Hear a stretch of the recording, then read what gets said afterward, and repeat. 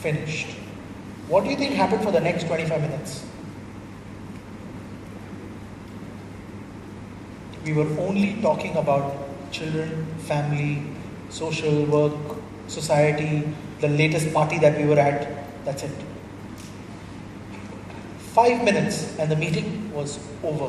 Why? Because the client did not understand what I was speaking. What happened? I gave him the best structure of insurance ever. I made the structure so beautiful, but it was so complicated that he didn't understand. I created the best graphs, the best strategies, and after that I have stopped using PowerPoint. Have you noticed I never use PowerPoint? I'm always using paper and a pen. If you don't, we all assume that our clients understand insurance. Let me give you reality. The richest people don't know anything about insurance. I thought that because his head of operations, head of strategy, head of family office was there, correct? That they would understand insurance, correct? These are chartered accountants, bankers, correct?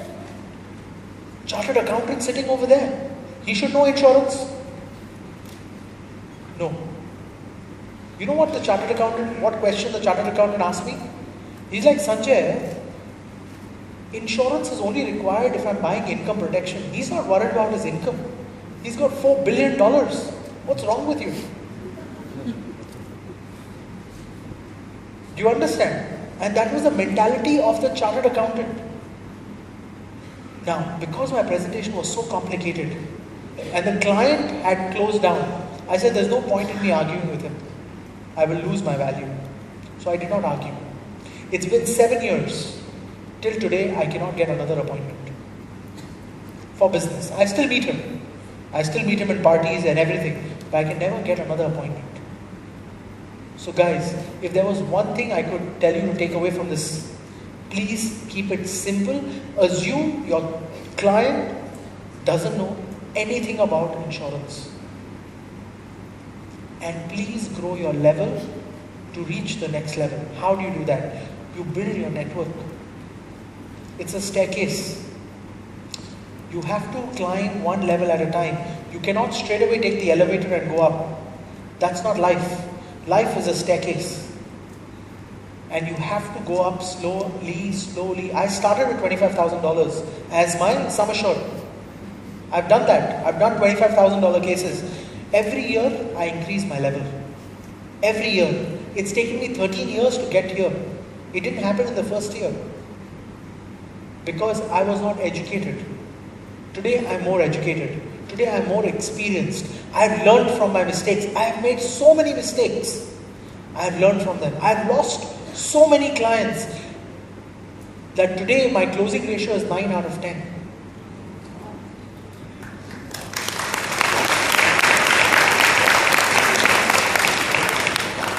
My closing ratio is 9 out of 10 today after so many years of experience. Because you have to make mistakes.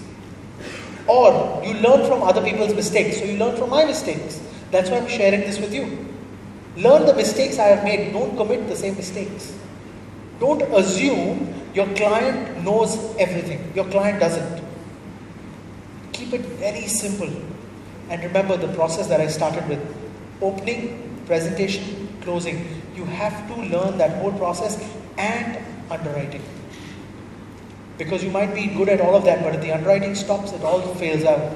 So how do you do that? Profile your clients very, very, very carefully. Is it easy to profile? Did you understand how to profile? Do any of you have any question on that? Okay, so let me explain profiling. Profiling is 4 steps. You probably want to write this down. Profiling is 4 steps. 1, in the profile you talk about his family values. What are the family values? Who is in the family? What do the family live together? Do they live separately? Family values. That's your first part of the profile. Second part of the profile is lifestyle.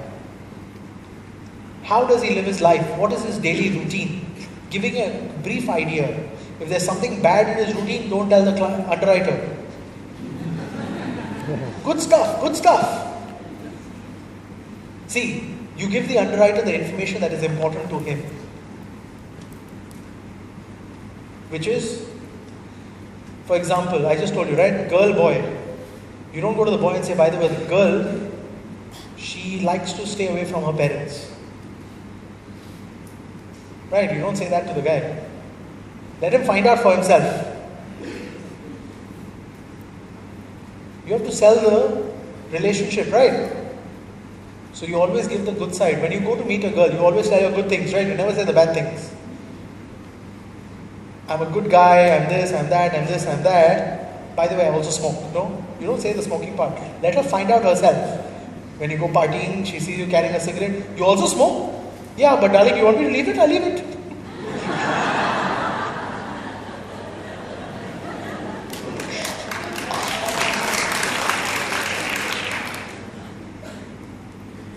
You also drink? You want me to leave? No problem. Orange juice.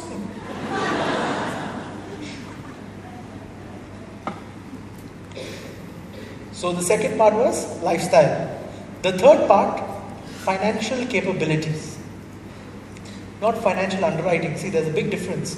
Financial capabilities is talking about, does he have access to cash? Does he have access to banking facilities? Does he have access to good relationships with banks? So what is his financial capabilities? Can he create wealth immediately to take care of himself in case there is no insurance? And 4, insurance policies that are not related to your application. So for example, in your application, they will talk about how much life cover he has from other companies, correct? But they don't talk about which type of medical insurance he has, does the company provide him anything extra, all these things. So, insurance capabilities outside the scope of the application. Is he insurance savvy? That's your 4th part. So this is called profiling a client. What is the first one? Family values. Second one? Third one? Third one? Exactly. Which are outside the scope of the application. This is part of profiling. And this you should do right from the smallest client to the biggest client. Now where do you write this part? You know you have the internal agents report that you submit to the underwriter. Do you submit internal agents report to the underwriter? No? Start. Just write 1 page. It doesn't have to be 10 pages long. 1 page is your profile. It could be half a page. That's enough. Put it in the notes. By the way, information that the underwriter should have. Underwriters will appreciate it because they'll be able to imagine the client better. Same concept. I have a girl, I have a guy. I want to show the guy how the girl looks. How do I do that? Not just by picture, I have to also talk about her character, family values, she comes from a good background, XYZ, right? It's not only about the looks. Am I correct? Same process. Profiling your clients correctly. Should we take a quick lunch break, come back, and then we talk about how to do the sales process? Yes. Okay, perfect. Thank you.